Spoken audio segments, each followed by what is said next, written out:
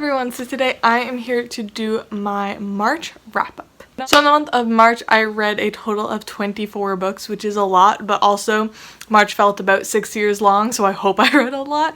But yeah, I'll just be going over everything. I always just go in chronological order of when I read them.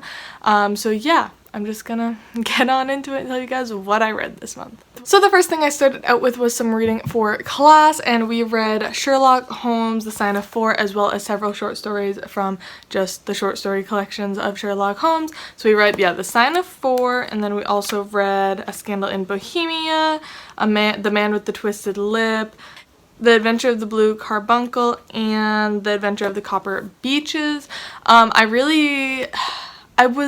I guess I was a little bit disappointed in Sherlock Holmes. I feel like I remember reading it back like when I was a kid, and I didn't like have very strong feelings towards it, and that's kind of the same now. I would probably give everything just like a 3-star about.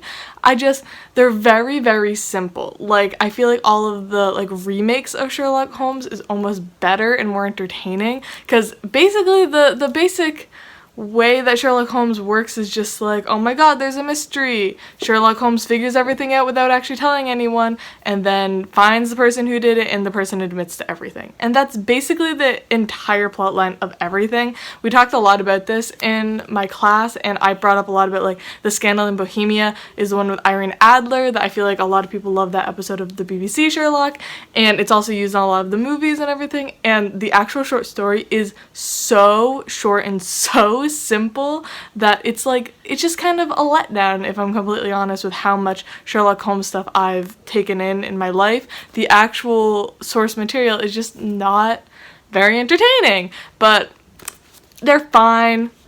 We worked with them in my class. I gave, again, probably everything about a 3-star. My favorite one was probably the Copper Beeches one, The Adventure of the Copper Beeches. I thought that one was really interesting. That's all I got. And then I finished Junji Ito's No Longer Human, which is a manga adaptation of the novel by Osamu Dazai. I have an entire adaptation analysis discussion of these 2 books where I talk about adaptation studies and talk about these 2 books and review both of them, this and the original novel, which is right there. I ended up really liking this. I liked it for very different reasons than the novel, and ended up giving the manga and the novel both 4 stars, but I'd go into a lot of detail in that video, so if you are interested in this book or the original novel and adaptation, definitely go check out that video, because I was pretty proud of it, and reviews never actually get any fucking views on BookTube, so no one's probably gonna watch it. But I did really end up enjoying this. I didn't love the misogynistic stuff in it and kind of over the top making women into the evil doers and making this man's life horrible, but other than that, it was fine. I liked it a lot, and I love Junji Ito's drawing style. And then I listened to The Cruel Prince by Holly Black on audio. This is obviously just a BookTube fave that I was vaguely interested in it. I picked it up while I was in Ohio in physical, and then just got the audiobook out from my library. I thought it was fine. I don't really see the hype. I thought it was just fine. It was entertaining while I was reading it. I barely remember anything that happens in this book though, and it's been like a month. So very doubtful that I will continue in this series. Probably won't. Especially because I hear the first and second books are the best ones. So I hear that the third book sucks. So I'm kind of this was fine. I gave it a 3-star. And then I decided to pick up Yoko Agawa's The Memory Police, which I absolutely loved. I give this a 4.75 out of 5 stars. The only reason I dropped it a little bit was because there was just a smidge in there that got a little boring, and as a book that's not even 300 pages, any kind of boring part is gonna bring it down a little bit in enjoyment for me, because a 300-page book should just be very entertaining the entire way through, in my opinion. But this is Yoko Agawa's kind of take on 1984, and it follows a dystopia world, and it follows an island where people slowly start to forget things, and we follow a character who basically lives in this world, and just little things start disappearing. So perfume, or birds, or like lotion or emeralds, and basically everyone who is on this island just forgets that these things exist. Well, they can like literally physically see it, like you can hold and perfume in your hand or like spray it. They can't smell it or really have any sort of feeling towards it or memory of it. So it was a really interesting concept, and I really liked it. I really liked that we read from a main character who is actually experiencing this. I feel like a lot in dystopians we always follow the character who's special, and oh, I don't forget anything even though I live on this island that everyone forgets everything. Like, we follow a character who is just as normal as everyone else on the island, and it's her friend who is kind of the special one, which I really enjoy that. I always find it kind of a just typical and annoying when it's the main character is like the chosen one. I don't know, I'm very over that trope because of so much fantasy, but I loved how this book was done, and the ending was so good. I loved it so much. This entire book is fantastic, except for that little tiny bit in the middle that got a little boring, but I would highly recommend this. This is Japanese literature for my Japanese lit people. Love it. Yoko Agwa is an author that is so highly acclaimed and so highly loved in Japan, so very happy that I finally got to read her new book, and I loved it. Highly recommend. And then another one for class that we read was The Strange Case of Dr. Jekyll and Mr. Hyde by Robert Louis Stevenson. This was again for my Victorian Gothic literature kind of class, and I also just thought this one was okay. I was actually really looking forward to reading this because I've heard so many people say it's like their favorite classic and stuff. I just thought it was okay. The twist was pretty interesting, but overall the writing was kind of boring. Kind of typical. I don't remember when this was written versus Sherlock Holmes, but it did kind of feel like he was trying to write a Sherlock Holmes story. But if you guys don't know what this one is about, it's basically about a lawyer kind of person. What was his name? Mr. Utterson, who is trying to figure out who this person is. Basically, he has a client named Dr. Jekyll, who has his will completely made out to this random person named Mr. Hyde, and he is trying to figure out who Mr. Hyde is, and it's a mystery story and like movement through London and everything. We're using this and Sherlock Holmes as kind of a discussion of how London was constructed in Victorian London. So yeah, it was good. I gave it probably like a 3.5, probably around the same as Sherlock Holmes. It was just, after reading so many like mystery thrillers from today's day and age that are like all kind of taken from these old books, they're just kind of boring, unfortunately, but it was fine.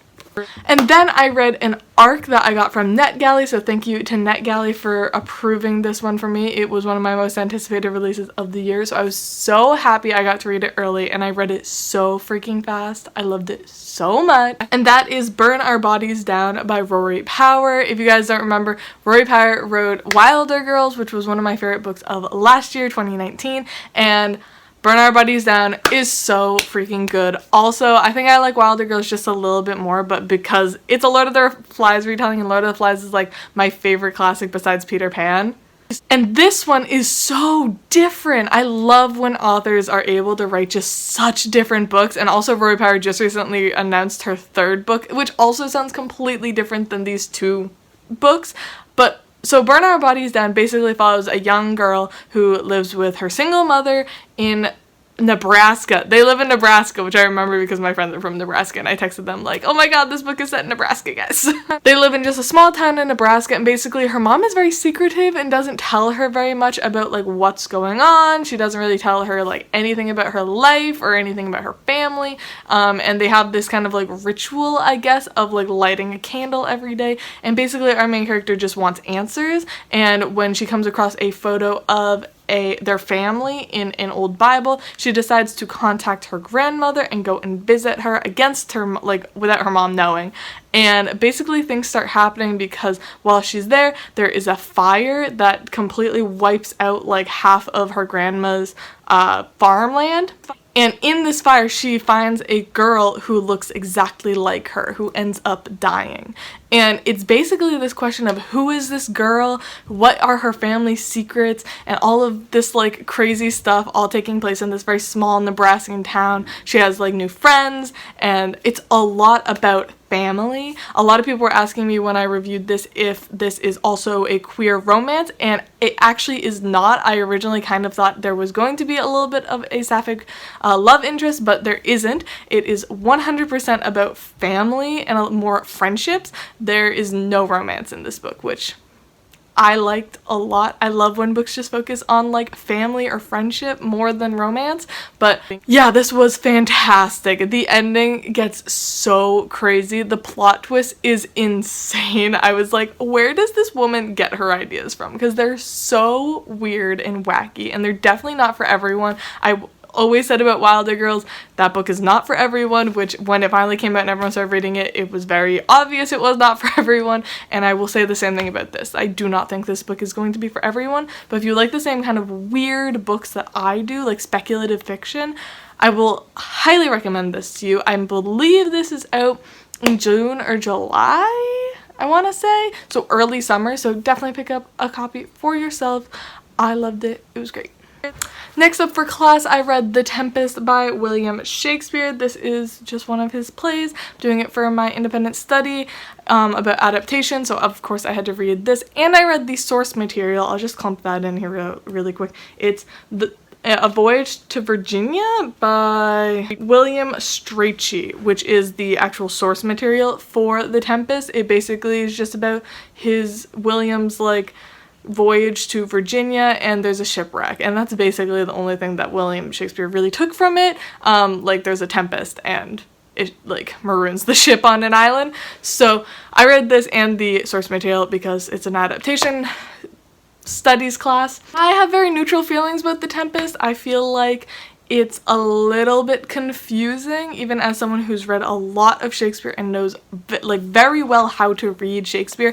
I was even a little confused and felt the need to like look up kind of a synopsis as I was reading to like just make sure I had everyone correct and what was happening correct. I find that this one especially would have worked better as a visual medium or a novel. I found it kind of, I don't want to say boring because there was a lot of really interesting things happening, but we basically got like the aftermath of every cool thing that happened. So like all of the shipwreck and the magic and stuff like that, we would just see kind of afterwards, and I'm kind of like, it would be really cool to actually get this described to us kind of thing. But I felt very, very neutral about this. I give it like a 3-star. It was perfectly fine. I'm interested to see what I think of the adaptations because my professor said this one has a lot of really interesting adaptations to it. But yeah, this about a shipwreck, Prospero, there's magic. This is a comedy. That's the only thing that I thought was very interesting. I thought this was just a tragedy going into it. It's a comedy, if anyone else didn't know that. So yeah, The Tempest. Pretty okay. And then I read The Starless Sea by Erin Morgenstern. This is obviously a huge new release in the book sphere. It's Erin Morgenstern's first book in like 10 years after The Night Circus, and my friend Adele sent me this beautiful UK edition, which I love so much, and I'm so happy to say I ended up really liking this. I gave it a 4.25 out of 5 stars. It was really good. I was very nervous to read it, I'm not gonna lie, because I have been so turned away from fantasy recently, but I ended up loving this so much. If you somehow don't know what this is about, it's basically about a boy who, as a child, something happened to him, and then when he's older, he's reading a book that he found in a library that doesn't have any like marking on it, and like there's no like library barcode or anything like that, and he reads this book and he finds his own story in it. Like it tells the story from his childhood, and basically he learns from reading this book that he had an opportunity to open a door and go into another world when he was a child when this happened, but he didn't do it, and now he's trying to figure out how to go back to that world. I describe this as The Thousand Doors of January meets Other Words for Smoke. I think that really encapsulates what this book is, except that this is 100% better than A Thousand Doors of January. I kind of hated that book. I like gave it a generous 3 stars when I first reviewed it, and as time goes on, I just like get more and more annoyed about that book. Like the more like portal fantasies that I read that are actually good, I want to lower that one. So this is kind of like that. If you enjoyed that, you're definitely gonna like this one because this one's way better. But the writing is beautiful. The thing that I cut off some points on is the fact that Erin Morgenstern, her writing is gorgeous, it's very lyrical, but oh my god, this woman needs to shorten some things. Like, I understand certain things being very beautifully written and lyrical and gorgeous writing, but not every single word and sentence needs to be like a million words for like one thing. Like, there were so many instances where she was repeating herself and just like using the same things over and over and over. There was also a point where I was really confused, and literally during my confusion, the character himself was like, I'm confused, and I was like, why would you write this so confusingly that your own character is confused, man? But it was fine, but I ended up loving this. I highly recommend it. Even if you're not big on fantasy, I think a lot of people would still really like this. And then I read a book that my boyfriend recommended me in a video that we did, like swapping TBRs, and that was Freedom by Jonathan Franzen. I also ended up really liking this book. I think I also gave it like a 4 or 4.25 out of 5 star.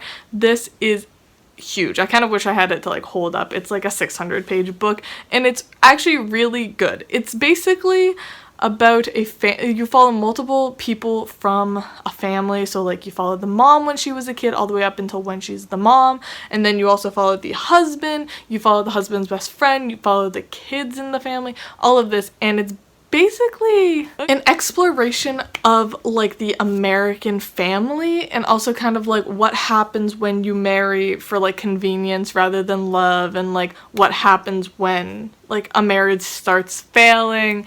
And there's a lot happening in this book, but yeah, you follow like just so many different characters from this family, or this kind of like group of people, and so many shitty things happen. And it makes me so mad because so many things happen to these characters, and such shitty things like continue happening, and the reaction to the shitty things is so shitty, but it's so realistic. Like, the example is in like the first 50 pages of the book, one of the main characters gets raped, and literally her family is just like, yeah, like, she wants to go to the police and say like, this boy raped me, and they're literally, her family's like, yeah, but we're like friends with that family, so like maybe don't do that. And it's just so shitty, and everyone is basically like, just suck it up, like deal with it kind of thing. And it, like, so many things like that happen in this book, and it makes you so angry, but also is like so realistic. So this book is a lot. I do really recommend it, especially if you're into more literary fiction and stuff. But yeah, I really enjoyed this. It was good. And then I tried a whole bunch of manga. This, I did an entire video basically reading one volume of a series and reviewing it for you guys, so I will link that up above. I'm not going to go into too much detail with these, but I ended up trying a whole bunch of manga and really liking a lot of it. So just really quick, Komi Can't Communicate, I gave 5 stars to this first volume. Daytime Shooting Star, I gave 4 stars to this first volume. Tokyo Ghoul, I gave 4.5 out of 5 stars. Sailor Moon Volume 1, I gave a 2 out of 5 stars. Please don't kill me, go watch the video.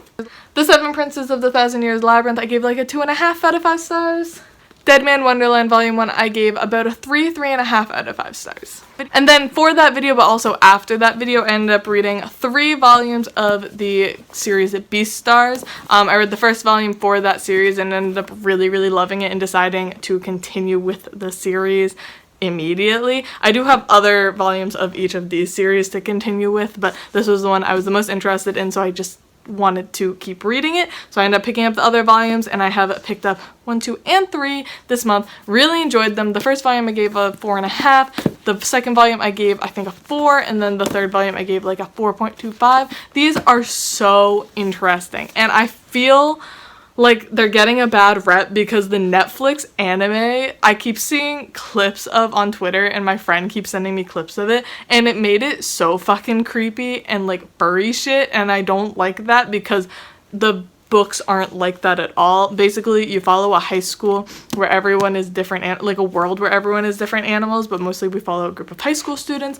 and they're animals in the sense of like Animal Farm, like it's to make specific social commentary, and I have loved the social commentary they've made. Like there's the whole carnivores versus herbivores, and herbivores getting killed by carnivores, and also carnivores kind of having to like rein in their instincts and not eat meat, because no one in this world actually eats meat, because that means you're eating other people. So there's a lot of conversation about slut shaming and like judging a book by its cover and everything, and I've loved it, and they're so good, and I feel like they're getting a weird rep from the anime. So I will just tell you, the manga is not nearly as creepy as the anime, at least so far, and I really, really enjoyed them. So highly recommend.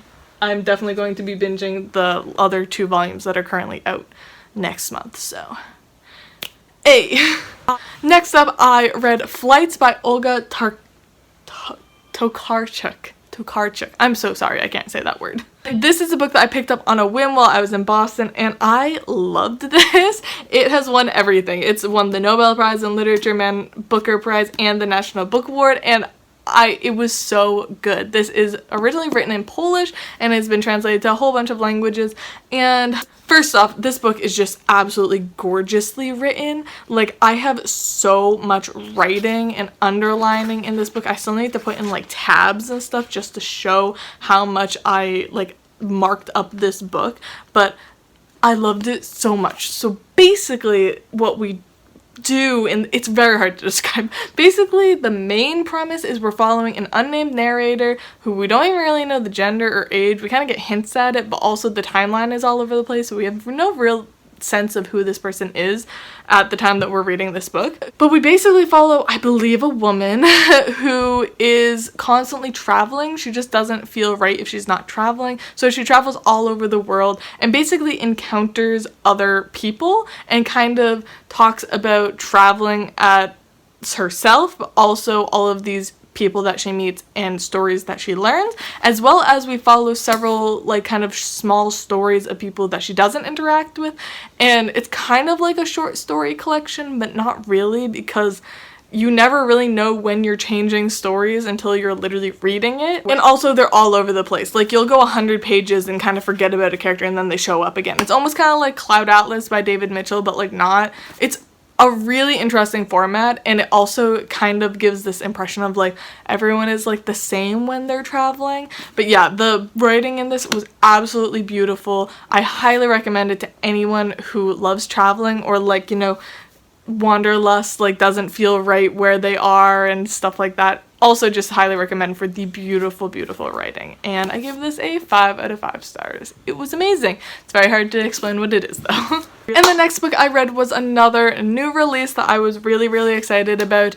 And I picked it up on audio just because I haven't really had the money or way of getting it since the coronavirus started, so I listened to it on audio, and that is The Perfect World of Miwako Sumida by Clarissa Goenawan. If you guys recognize that name, Clarissa Goenawan wrote one of my favorite books of all time, and also one of my favorite books back in 2018, I believe, called Rainbirds. Clarissa Goenawan is basically if Murakami was a woman. Like, her books are kind of like getting a new Murakami. Like, she doesn't try to copy him, but just like naturally her writing is so similar to his and so beautiful, and her stories kind of pack that same punch. I know I like kind of try to describe a lot of things like Murakami, but Clarissa really is like the female Murakami. And I kind of said that if Rainbirds is her Wind-Up Bird Chronicle, then The Perfect World of Miwako Sumida is her Norwegian Wood. Basically, in this book, we follow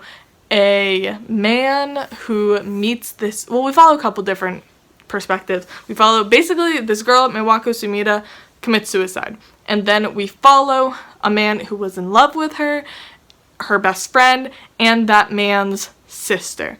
And kind of how they're affected by her death, how they were affected by her when she was living and was friends with them and around them, and a lot of different things like about Japanese culture and just like suicide and death and grief, and kind of the whole book is kind of unpacking why she committed suicide. And it was beautiful. The romances are beautiful. There is an LGBT character who is done so well, and I end up loving this so much. I gave it a 4.5 out of 5 star. Beautiful book. I kind of wish it was a little longer because it's under 300 pages. But it was wonderful. Highly recommend Clarissa Gwynne. I feel so bad because of this whole COVID-19, her book launch really fell flat for this book, and I feel like no one is talking about it, even though Rainbirds was pretty big when it first came out. So definitely go give this author some love. Check out her book. Highly recommend it. And then I read Dracula by Bram Stoker. This is a book that I read for Victorian literature. Woo! I read this too early. I did the thing where I thought this was due 1 week. It's due in like 2 weeks, so I read it preemptively, but whatever. It's Dracula. This was okay. I feel like that's been every book I've read for class this month was just okay. This book is started out so good. Like, you can see I have so many tabs just in like the first 100 pages. And then it got so boring. Like, in the very beginning, we follow a man when Jonathan Harker, who is writing a journal while he is visiting Count Dracula in his mansion. And in these like 100 pages, basically we get so much vampire stuff, we get so much creepy castle, like creepy mist and wolves and all of this shit, and it's awesome. And then like the other 400 pages of the book are these other people who I don't care about trying to figure out what happened, but we already know what happened, and it was kind of boring. But yeah, we got a lot of spooky castle shit, which I'm sure is what my professor cares about because we focus on architecture because Gothic literature. And yeah, this was fine. If this book was just the first 100 pages like made into like, 250 pages, it would have been a 5-star book. But yeah, it got really boring and I didn't care anymore. So I think I give it like a 2.5 or 3 out of 5 stars. Again, I think every book I read for class was a 3-star this month. And the last book that I read this month, finished this month, was Hagseed by Margaret Atwood. This one I read for class and I gave it 4 stars, so I guess that's that, but this isn't like a classic, I guess. Yeah, so Hagseed, this is a retelling of William Shakespeare's The Tempest, which I read earlier, and this is for that class. I enjoyed this. I have a couple of just little markers because I'm not totally sure what I want to do with this yet, so I wasn't really sure what I was annotating for. But yeah, this basically follows a man who lost his daughter when she was really young. She was like 3 years old, and then he loses his job as a theater director, and so like years pass and he decides to become a teacher at a prison. So they want him to teach the prisoners like literacy and reading, and he decides to do Shakespeare and basically makes everyone love Shakespeare, and he does plays with them. And then several years down the line he says he wants to do The Tempest, and it's kind of him extracting revenge while performing The Tempest with these prisoners. It's very interesting, but kind of hard to explain what it was. And I ended up really enjoying this. I enjoyed this more than the original Tempest, so I give it a 4 out of 5 stars. Do highly recommend. I have enjoyed all of the Hogarth Shakespeare series that I've read so far, so really enjoyed this one. It was good. Very, very quick read. Alright, so those are the 24 books that I read in March, and I'm in the middle of like 4 others. So that's good. We did a lot of reading this month. It was a good time. But yeah, anyways, I hope you guys all enjoyed this video, and definitely tell me down in the comments below if you've read any of these books and what you thought of them. And anyways, I love you all, and I'll see y'all soon. Bye!